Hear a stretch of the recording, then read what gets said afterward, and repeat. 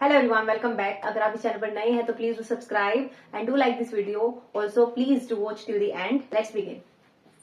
Question number 6 is ABC is a triangle right angled at C. A line through the midpoint M of hypotenuse AB. M जो है वो midpoint है AB hypotenuse का and parallel to BC. Line draw की गई है वो parallel है BC के। intersects AC at D. ये AC को D पर इंटरसेक्ट करती है। हमें शो करना है, इसके अंदर 3 पार्ट्स हैं क्वेश्चन के अंदर। तो जो फर्स्ट पार्ट है वो क्या है, D is the mid point of CA और AC।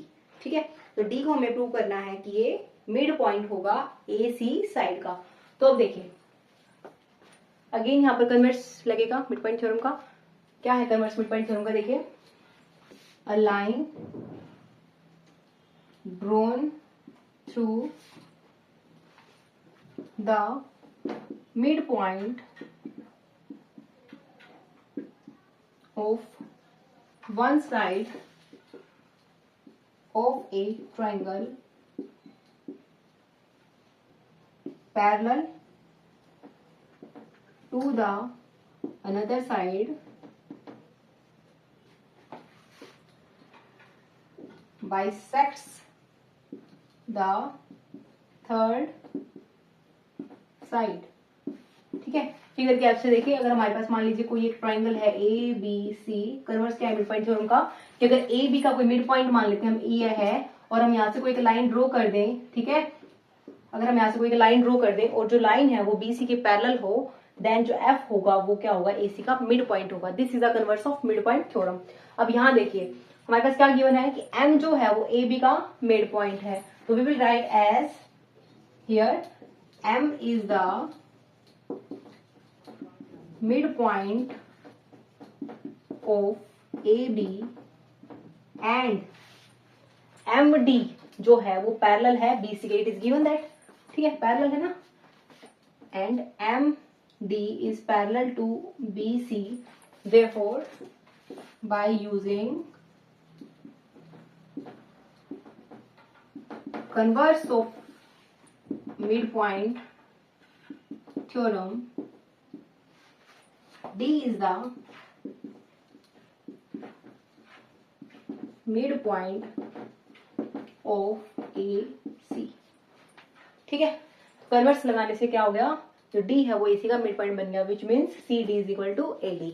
ठीक है, चलिए सेकंड पार्ट करते हैं इसी क्वेश्चन का। ये सेकंड पार्ट में हमें प्रूव करना है कि जो MD है वो एक परपेंडिकुलर है AC पर। ठीक है, यानी जो एंगल है ये कितना है, 90 डिग्री का। तो देखिए MD जो है वो BC के पैरेलल है, गिवन है। तो अब देखिए, अगर ये दो लाइंस जो हैं ऐसे आपस में अगर पैरेलल हैं और जो AC है ये ऐसे जा रही है AC, ठीक है, तो जो AC है वो इन दोनों को कट कर रही है, which means it will act as a transversal. तो ये क्या था हमारे पास point B, this is C, this is M, this is D, and ये AC लाइन है वो एक ट्रांसवर्सल की तरह एक्ट करेगी। तो हमारे पास क्या होगा कि जो इसके को इंटीरियर एंगल्स होते हैं उनका सम कितना होता है, 180 डिग्री, विच मीन्स ये जो एंगल होगा और ये जो एंगल होगा इन दोनों का सम क्या होगा, 180 डिग्री।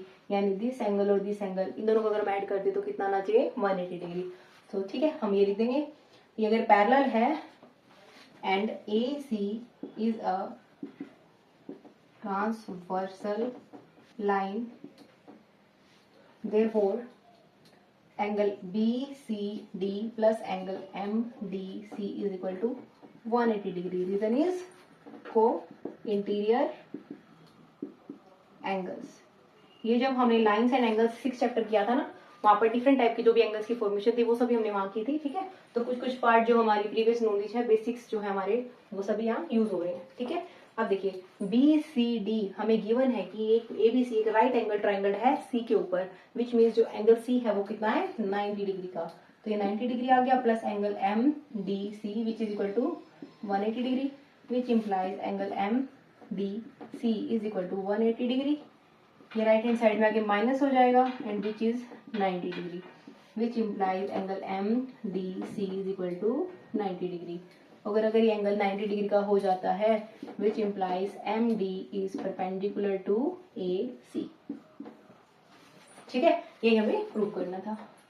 चलिए लास्ट पार्ट करते हैं, थर्ड पार्ट इसी क्वेश्चन का। देखिए जो लास्ट पार्ट है इसमें हमें क्या प्रूव करना है कि जो CM है वो MA के इक्वल होगा and CM will be the half of AB। ठीक है, इस लास्ट पार्ट को कंप्लीट करते ही हमारा ये चैप्टर जो है वो भी कंप्लीट हो जाएगा।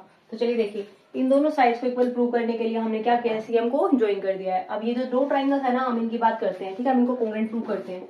सो we will write in triangle CMD and triangle AMD। इसके अंदर देखिए D जो है वो मिड पॉइंट था ना AC का, so we will write CD is equal to AD. Reason is D is midpoint of AC. ठीक है, also this angle is of 90 degree, so we will write angle CDM is equal to angle ADM, which is equal to 90 degree. Now the third equation will be MD. Common आ रहा है दोनों में, so we will write MD is equal to MD, common side in both the triangles. By using these three conditions, we will get SAS। देखिए SAS, ठीक है, तो bye SAS congruency rule, triangle CMD is congruent to triangle AMD। ठीक है, अगर ये दोनों triangles आपस में कॉन्ग्रुएंट हो जाते हैं, विच मीन्स जो CM है वो किसके इक्वल हो जाएगा, MA की। ठीक है, CM MA के इक्वल हो जाएगा। Reason is by CPCT rule, corresponding parts of congruent triangles are always equal। ठीक है, अब ये साइड इसके इक्वल तो आ गया। अब हमें ये प्रूव करना है कि जो CM है वो AB की हाफ है। अब देखिए हम यहाँ लिखते हैं, हमें पता है कि as M is the midpoint of AB which implies AM, और यू may write MA। ठीक है, क्योंकि हमने यहाँ MA यूज किया है, MA, और पूछा भी MA के लिए ना। ठीक है, MA is equal to half of AB also by first, इसको फर्स्ट इक्वेशन मान लेते हैं हम। MA जो है वो CM के इक्वल है, which implies CM is equal to half of AB। ठीक है, तो ये दोनों रिजल्ट हमें प्रूव करने थे, ये हमने प्रूव कर दिए।